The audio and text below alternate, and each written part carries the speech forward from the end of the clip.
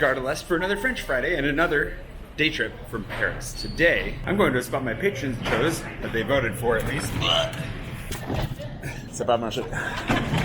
The door didn't work. I tried to make it look fancy with the camera and I just ran into a broken door. So anyways, we're going to a place called Provins today. Provins is a famously, supposedly, still fairly medieval town that's only about an hour and a half outside of Paris. It's even on a Transilien line, which means if you have a Navigo, you can use your Navigo to get there. If you don't have a Navigo, which I don't this month, because of the strikes and I'm leaving the country for, a third of the shortest month of the year, the ticket only costs 11 euros and 30 cents to get there. And you can buy them at machines or at this handy window right in the middle, Gare de l'Est. Considering there's a line for tickets and I need to buy a ticket for myself and for my buddy Mark, I'll see if I can't get it out of one of the machines.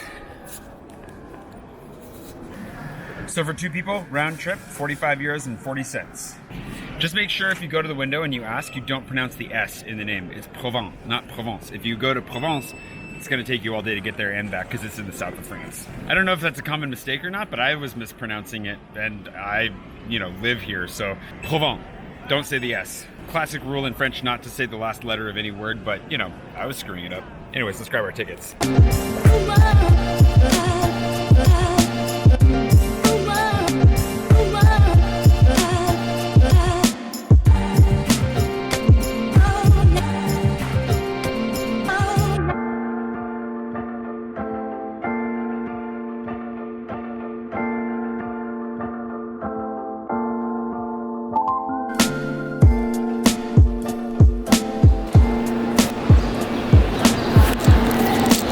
That was easy. Half the team is here. There you go. All right, we have our Irishman. We're ready to roll.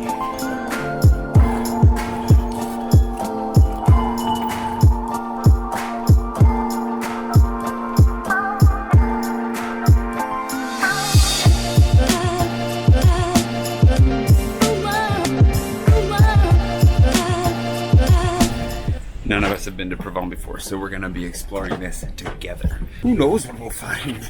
It's not just cheddar, it must have Emmental or something in it. But you butter the outside and you slowly grill these on a medium heat. Oh my god. Oh, that sounds amazing. Mark is a wealth of information when it comes to recommendations of any kind. So if you're going to Marks and Spencer's, apparently. Cheese and onion. Anyways, we're going to be in Provins in about an hour and a half, hour and 45 minutes. This train stops every, probably 20 minutes, but we'll get there slowly but surely. Look at it. So this is the other reason that you should always travel with Mark is he literally went to the Peloton this morning and got coffee in a thermos and brought it with him. I bought a bag, got them grinded up and made it. Oh, nice. You made it for us. Oh, look at this guy.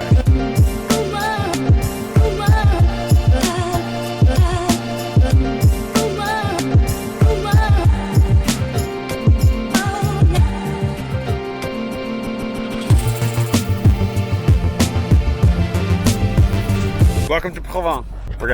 There's already an amazing church on a hill over there that's definitely going to be right at the top of the list of things to do. Arnaud is giving us a little bit of history on the place. Apparently back in the year 1000-ish, this was like the third largest city in the country and one of the richest cities in the country, which is partially what killed it because the king would come here regularly to tax it and people started leaving. Is that correct, Arnaud? It is correct. He's our French historian on the trip.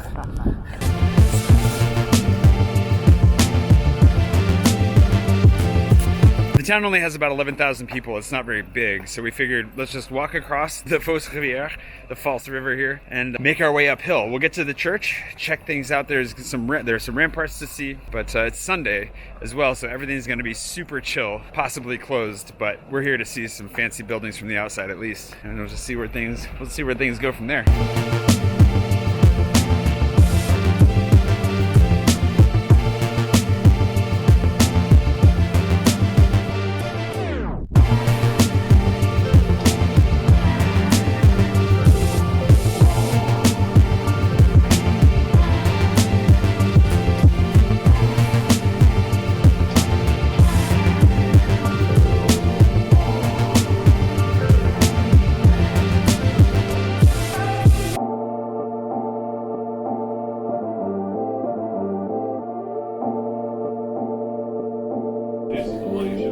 Yeah. I'm actually going to come back here in a second and get a real shot, but just follow your heart. I mean, instincts. I mean, go uphill.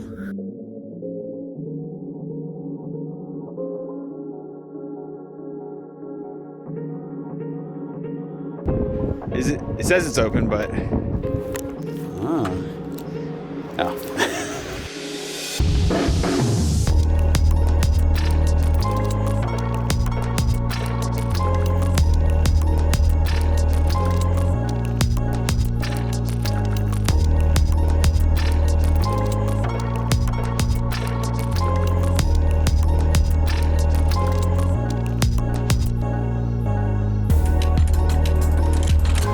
Maybe there was a chair here.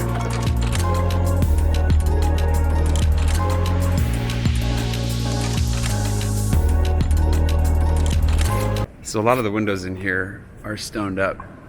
Mark was saying because there was a fire when? 17th century. And so you can see like there's huge windows behind me where it should be windows. My gimbal's fighting me because it doesn't want to leave my face. Okay, hold on. But like up here you can see where there used to be two really big windows and now it's just that tiny little circle window. And then up here there's a rose window missing right there. Where over here you've got nice big windows, thankfully. So it's still very beautiful and bright in here. The wind sounds amazing when you're inside though. Is it open? Dang it. Don't forget to close. All right, that was beautiful. Our new target though, yeah, is trying to get up. So we want to get up there. Whew. I also got to keep my hat on backwards for a while because it is windy. I already lost it once. The idea was that the nave of the church was preached. Oh, wow. Wow. I'm guessing that the building there wasn't exit. In case the audio didn't pick up on Arnaud's explanation, this whole park right here is where the church used to extend to before the fire happened. And this cross behind me is where the original bell tower was, or at least was the highest point of the church. So that makes a lot of sense. That's unfortunate. Well, come back, I'm over here, gimbal. It's unfortunate that it burned down. Rebellious technology. Does the camera become more attractive? Yeah, I think the camera's all about you. So this is Caesar Tower. It's one of the things that I saw online before coming here. And there are people up there. We got to figure out how to get up there. I don't know if it's called that because the Romans built it or why, but we'll figure it out. We're going to Hey, come back. Subject lost. I know, I'm right here. Stop trying to find Arnaud. You're supposed to be looking at me. We'll figure out why it's called that here in a second. I don't know why the camera is intentionally losing me now.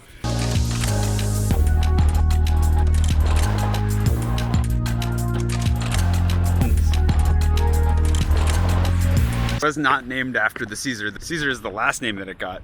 But ever since the church burned down in the late 17th century, this has served as the bell tower for the church. I love this. I love learning as we go. This is the best.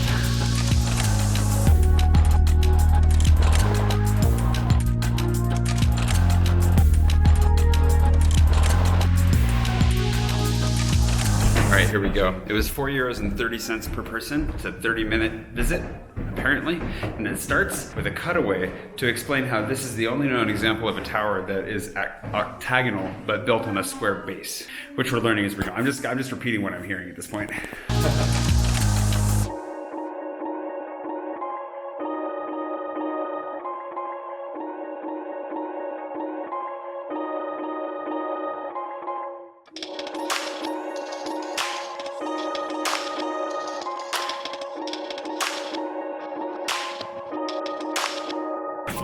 In case I didn't catch that or I don't feel like doing subtitles later, normally the bell tower is open, but because it's so windy today, she's going to close it. So she's being nice and taking us there right away, and then we can explore the rest.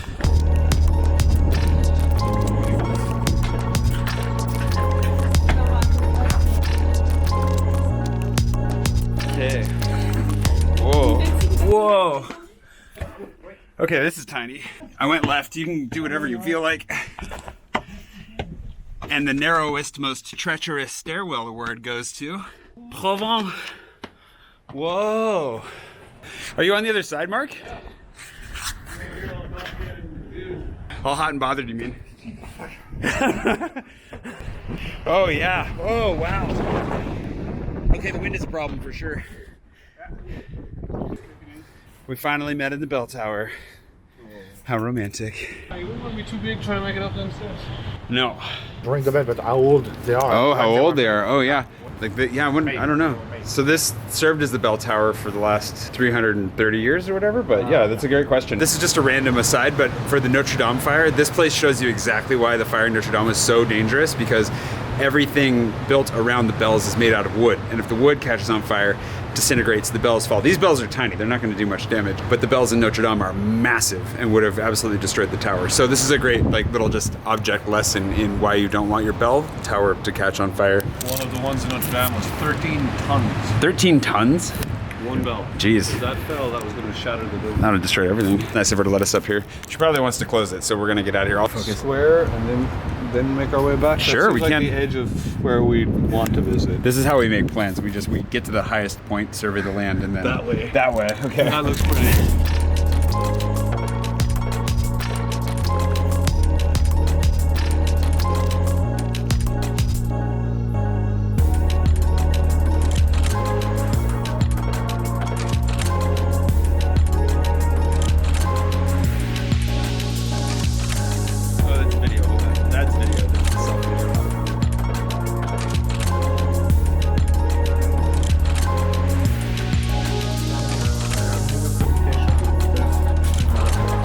Got some.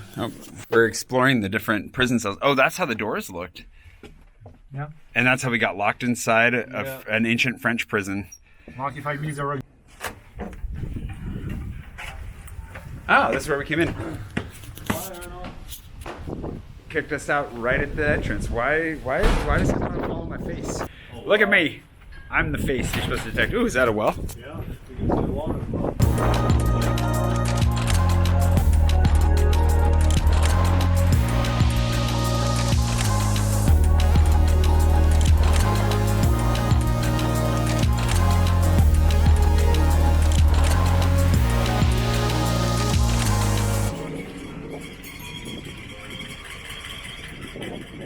Fair enough.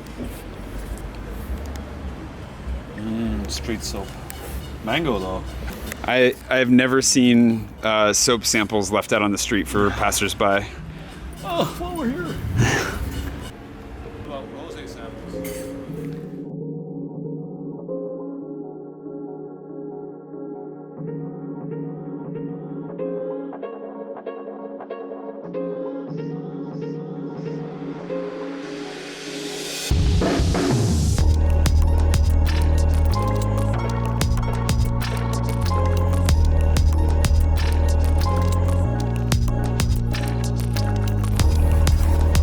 All the windmills? They're pretty hypnotic. They are pretty hypnotic. That's how they get you. Well, that was tasty. It was actually always this guy's just puttering around, showing off his. It's pretty hard to get up to speed in a small town like this. Anyways, there's a Harley guy ruining my audio. I'll give it a second here. That was tasty. It was the crepes were good. I wasn't not. Don't you? What is he doing? I don't usually go for crepes, but that was really delicious. Galette, so the savory version of a crepe, a buckwheat crepe. We each got different types. They were all very good. It's kind of thin and crispy and tasty. It was great. Can recommend the Creperie Normande Chez Mamie. Chez Mamie. Don't get the salad. Don't spring for the salad. It was just greens and vinegar. Anyways, we're gonna go try to find the ramparts now, and then we're probably gonna try and make not the last train home, but we're not sure what the train situation is. So, small town, easy to This is definitely easy to do in a day or less.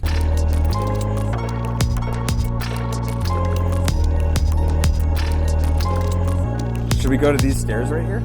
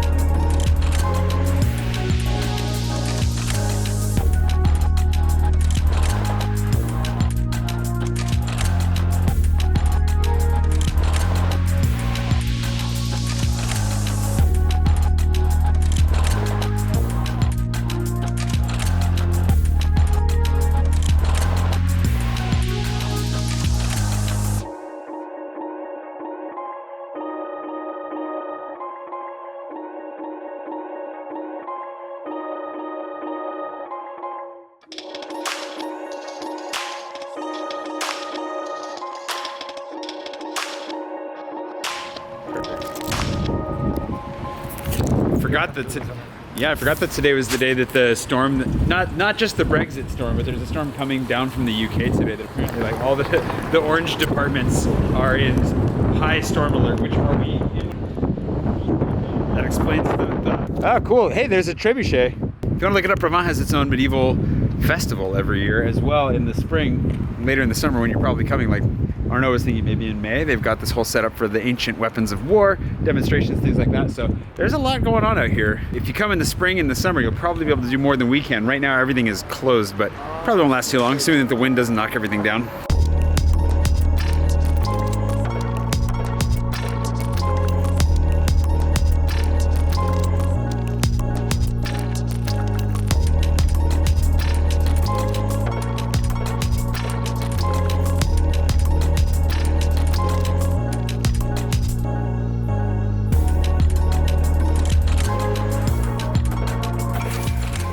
Quick visit to the souvenir shop, and then we're on our way out of town.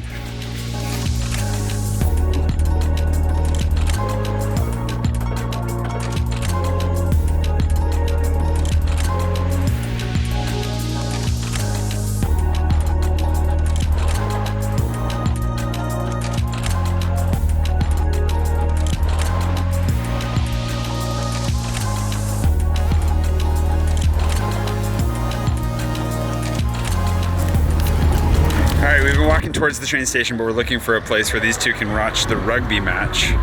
France is playing today, so we'll see if we can hook them up, but everything is closed. I don't think there are going to be very many TVs around here. Yeah. Yeah. This is the face of defeat. This is the face of defeat. Provins. It was great. Highly recommended it. I don't know if you got a spare day. Only took an hour and a half, hour 45 minutes to get out here by train. They leave every hour on the hour at the 46-minute mark.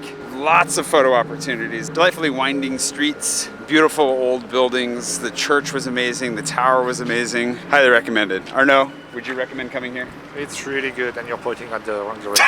You have to come here, specifically when it's sunny, because my God, it's windy today. Yeah, it's a very windy, non-sunny day, but it was pretty great. Anyways, we're waiting for Mark. I don't know where he went, and then we're gonna hop on the train and go back to Paris.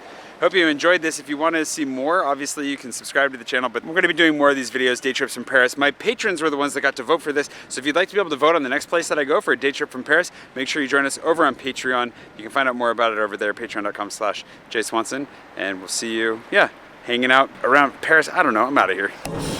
And back in Paris. We left at 10:46, and we're back at 5:17. Fantastic day trip. Definitely recommend that. Do it. Someday. Do it.